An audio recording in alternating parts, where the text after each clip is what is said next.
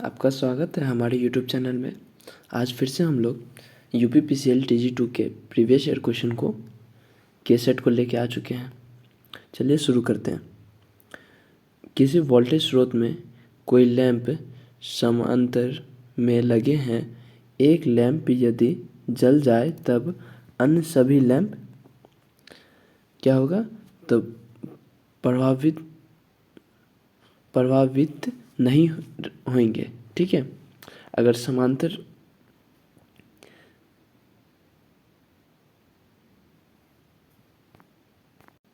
ठीक है, next question की ओर चलते हैं। एक बंद विद्युत परिपथ में एक IR वोल्टता का बीजगणितीय संकेत मुख्य रूप से डैश पर निर्भर करता है। तो किस पे निर्भर करता है? धारा के प्रवाह की दिशा पे। ठीक है, धारा के प्रवाह की दिशा पर निर्भर करता है। हमारा नेक्स्ट क्वेश्चन है, निम्नलिखित में से कौन सी विद्युत शक्ति की एक इकाई है? तो विद्युत शक्ति की इकाई कौन सी है? तो वाट। वाट क्या है? तो विद्युत शक्ति की इकाई है।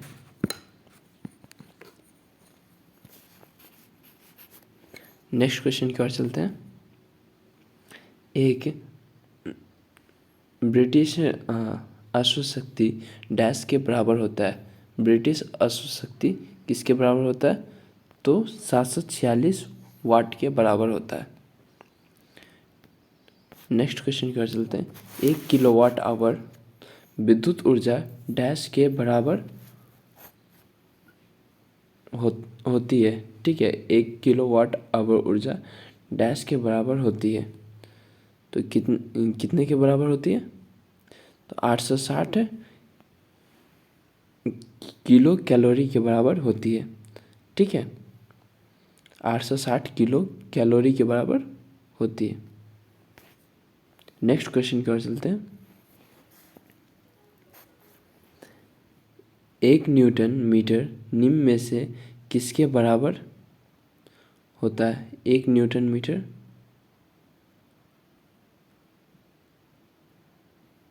1 जूल के बराबर होता है। ठीक है, 1 न्यूटन मीटर किसके बराबर होता है? तो 1 जूल के बराबर होता है।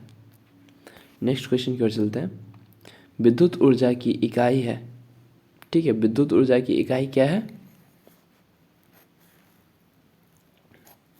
तो वोल्ट एम्पियर घंटा। ठीक है, विद्युत ऊर्जा की इकाई है वोल्ट एम्पियर आवर। ठीक है, नेक्स्ट क्वेश्चन की ओर चलते हैं। ऊष्मा की व्यवहारिक इकाई डैश में व्यक्त की जाती है। ऊष्मा की व्यवहारिक इकाई किस में व्यक्त की जाती है? तो जूल में। ठीक है, जूल में व्यक्त की जाती है। Next question. श्रेणी परिपथ एक परिपथ है जिसमें केवल एक पथ होता है जिस पर धारा प्रवाहित होती है। ठीक है, श्रेणी परिपथ क्या है? तो केवल एक पथ होता है जिस पर धारा प्रवाहित होती है। एक करेक्ट आंसर है। नेक्स्ट क्वेश्चन की ओर चलते हैं।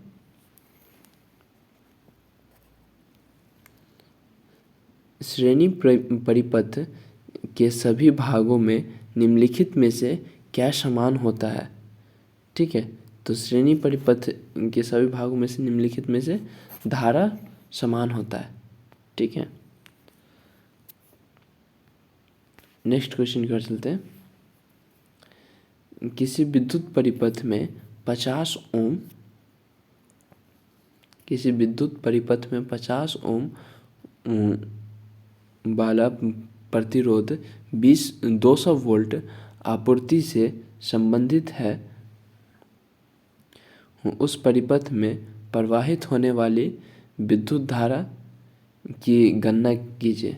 ठीक है, तो बोल रहा है कि मेरा रेसिस्टेंस क्या है? 50 ओम है और वोल्टेज 200 वोल्ट है। ठीक है, और करंट पूछ रहा है, तो करंट बराबर क्या होता है? V/R। ठीक है, तो वोल्टेज मेरा कितना है 200 और मेरा रेसिस्टेंस हो गया 50 ओम।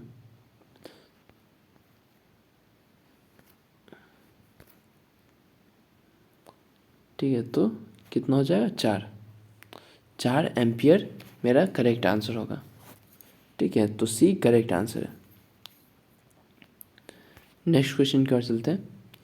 एक 1200 मीटर तार में 60 ओम का प्रतिरोध है। 240 मीटर तार के प्रतिरोध की गणना कीजिए। ठीक है, तो कितना होगा 1200 मीटर तार में 60 ओम है। ठीक है, तो 240 में पूछ रहा है, तो 1 मीटर में कितना होगा 60/1200। ठीक है, तो 240 में कितना हो जाएगा 60/1200 गुना 240, तो कितना हो जाएगा, तो 12 ओम मेरा करेक्ट आंसर हो जाएगा। ठीक है,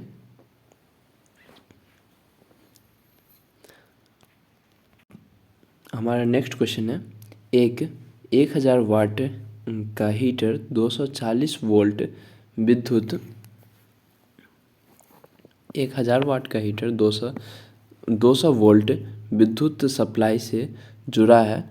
यदि एक महीने में 30 घंटा तक जुड़ा रहता है, यदि विद्युत के दाम 4 रुपया प्रति इकाई हो, तो महीने का बिजली का बिल कितना होगा। ठीक है, तो क्या बोल रहा है कि 1000 वाट का हीटर है और 200 वोल्ट सप्लाई दिया जा रहा है और 30 घंटा चल रहा है। ठीक है, तो हम जानते हैं कि हमारा जो एनर्जी का यूनिट होता है, ठीक है, जो कि मीटर में नापा जाता है, कैसे नापा जाता है, तो 1 किलोवाट आवर। ठीक है, तो बोल रहा 1 किलोवाट आवर का आपको कितना दिया हुआ है 4 रुपया दिया हुआ है। ठीक है, और मेरा 1 किलोवाट का मेरा हीटर है और घंटा कितना 30 घंटा है। ठीक है, इतना तो मेरा एनर्जी हो गया और कितने रुपये से, तो 4 से। ठीक है, तो सबको मल्टीप्लाई कर दीजिएगा, कितना आ जाएगा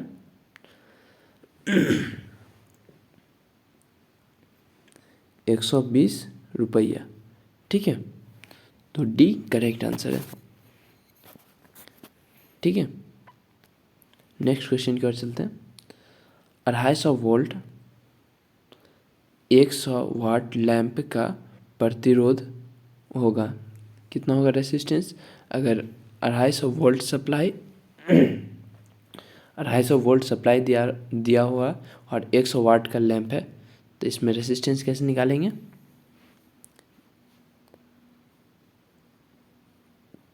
तो हमको मालूम है कि P बराबर होता है V इंटू आई।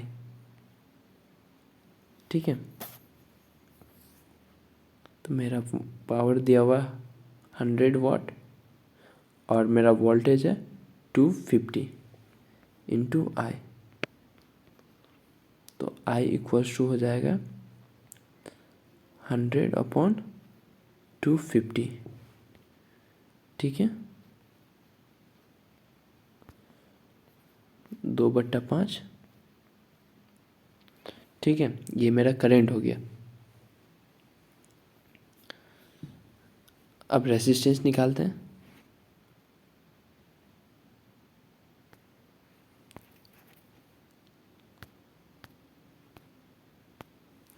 तो हमको यहाँ से कितना निकला था 2/5 करंट निकला था, और रेसिस्टेंस निकालने के लिए तो R बराबर होता है V/I। ठीक है, वोल्टेज मेरा कितना दिया हुआ 250 और मेरा करंट अभी निकला है 2/5, तो 5 को यहाँ ऊपर ले जाएंगे, इंटू 5/2, तो यहाँ से हो जाएगा मेरा 125 इंटू 5, ठीक है। तो हो जाएगा 625 ओम, मेरा करेक्ट आंसर है, ठीक है। 125 गुना 5, ठीक है, तो 625 ओम मेरा करेक्ट आंसर है। नेक्स्ट क्वेश्चन की ओर चलते हैं। किसी तार में 5 सेकेंड के लिए विद्युत धारा प्रवाहित होने पर किसी 5 सेकेंड के लिए विद्युत धारा प्रवाहित करने पर 60 जूल ऊष्मा उत्पन्न होती है। यदि धारा इससे आधे प्रतिरोध वाले तार में प्रवाहित की जाती है, 5 सेकेंड में कितनी ऊष्मा उत्पन्न होगी। तो देखिए, इस क्वेश्चन को सॉल्व करने के लिए हमको मालूम है कि मेरा एनर्जी बराबर क्या होता है, एच बराबर होता है आई स्क्वायर, एक मिनट, ठीक है, थोड़ा नीचे लिखना होगा। एच बराबर होता है आई स्क्वायर आर टी, ठीक है। तो मेरा दिया हुआ है कि सिर्फ और सिर्फ रेसिस्टेंस हाफ हो रहा है, और रेसिस्टेंस जब हाफ होगा तो मेरा जो एनर्जी है वो भी हाफ हो जाएगा, ठीक है। तो इट मीन्स कि मेरा पहले दिया हुआ था एनर्जी 60 जूल, ठीक है। तो अब इसको हाफ कर दिए, 30 जूल मेरा करेक्ट आंसर होगा, बी करेक्ट आंसर है, ठीक है। क्योंकि देखिए यहाँ पे करंट मेरा सेम है और टाइम भी मेरा सेम है। पहले भी आपको यहाँ पे देखिए 5 सेकेंड दिया हुआ था, यहाँ 5 सेकेंड, ठीक है, और बाद में भी आपको बोल रहा है कि 5 सेकेंड के लिए ही करंट सप्लाई किया जाएगा। यहाँ पे सिर्फ और सिर्फ प्रतिरोध को आधा किया जा रहा है, ठीक है। तो इसी कारण से समझ गया। नेक्स्ट क्वेश्चन की ओर चलते हैं।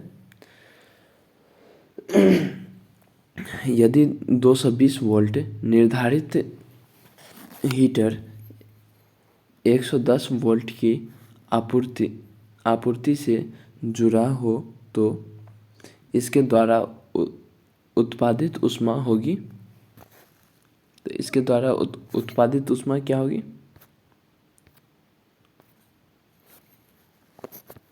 ठीक है, 1/4, ठीक है।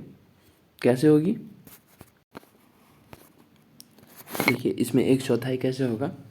तो मेरा आप लोगों को मालूम होगा कि H का फॉर्मूला होता है V²/RT, ठीक है।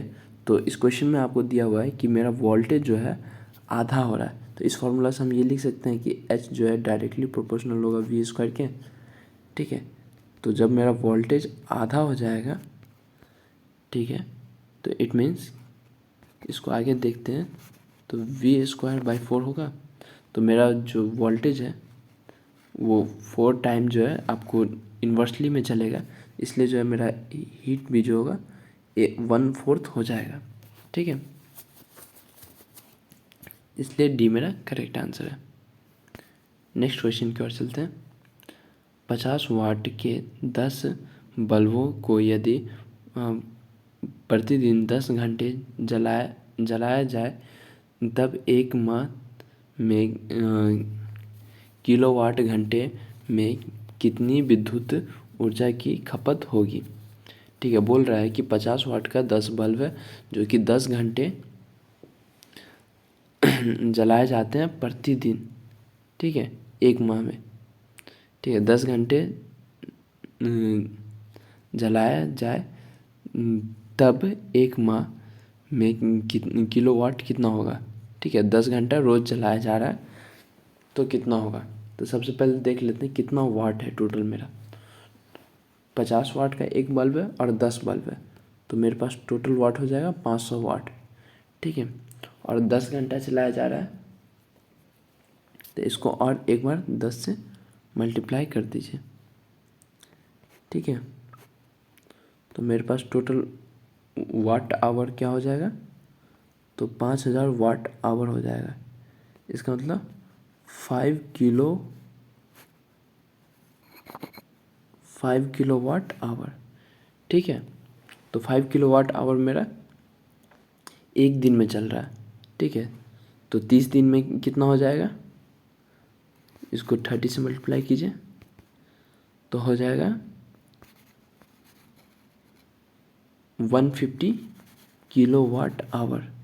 ठीक है, तो 150 किलोवाट आवर जब मेरा हो रहा है, ठीक है, तो इसमें पूछ रहा है किलोवाट आवर में कितना विद्युत ऊर्जा होगा, तो डी करेक्ट आंसर है। ठीक है, 150 किलोवाट आवर। नेक्स्ट क्वेश्चन की ओर चलते हैं। 1000 वाट का हीटर प्रतिदिन 4 घंटे प्रयोग में आता है, 35 पैसे प्रति यूनिट की दर से 30 दिन का बिल क्या होगा। ठीक है, तो फिर से इसी तरह क्वेश्चन है। 1000 वाट का इट मीन्स 1 किलो वाट का हीटर है और पर डे आपको 4 घंटा चल रहा है, तो एक दिन का आपको कितना हो गया 4 किलोवाट आवर। ठीक है, और 35 पैसे पूछ रहा है 30 दिन के लिए, तो 30 दिन जलाएंगे। ठीक है, तो मेरे पास कितना हो 120 किलोवाट आवर एक महीना का हो गया। ठीक है, और प्राइस क्या है, तो 35 पैसे है। ठीक है, तो 35 पैसे से जब मल्टीप्लाई करेंगे तो कितना हो जाएगा,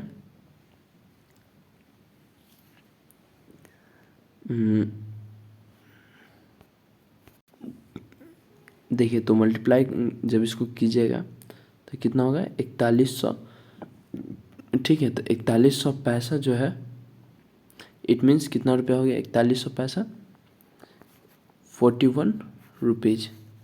ठीक है, 41 रुपीज़, तो यहाँ पे 41 रुपीज़ दिया हुआ नहीं है, तो इनमें से कोई भी नहीं। ठीक है, डी करेक्ट आंसर है, इनमें से कोई भी नहीं। ठीक है, नेक्स्ट क्वेश्चन की ओर चलते हैं। प्रतिरोध आर के किसी तार को खींचकर उसकी लंबाई यदि इसके मूल मान से n गुना कर दी जाए तो उसका नया प्रतिरोध होगा। ठीक है, तो बोल रहा है कि कोई रेसिस्टेंस है जिसका कोई तार है जिसका रेसिस्टेंस R है। ठीक है, और बोल रहा है कि उस तार को खींच करके n मल्टीपल्स में बढ़ा दिया जाए तो उसका रेसिस्टेंस क्या होगा। ठीक है, तो देखिए हम लोग को क्या मालूम है कि R बराबर होता है रॉ L/A। ठीक है, और अगर इसके लंबाई को बढ़ाएंगे तो इसका रेसिस्टेंस भी बढ़ेगा, क्योंकि मेरा R जो है डायरेक्टली प्रोपोर्शनल होता है L/A के। ठीक है, तो लंबाई जितना टाइम्स बढ़ेगा उतना ही टाइम्स रेसिस्टेंस भी मेरा बढ़ेगा। समझ रहे बात को, तो इसलिए ए मेरा करेक्ट आंसर है।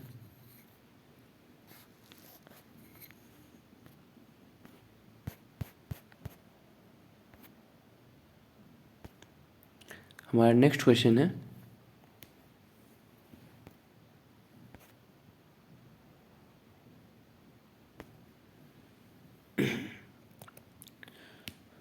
100 वाट 250 वोल्ट के दो बल्ब 250 वोल्ट सप्लाई पर श्रेणी में लगाए गए तो प्रत्येक बल्ब का वोल्टेज होगा, प्रत्येक वोल्ट का वोल्टेज कितना होगा, तो प्रत्येक वोल्ट का वोल्टेज होगा 125 वोल्ट। ठीक है, ये मेरा करेक्ट आंसर है।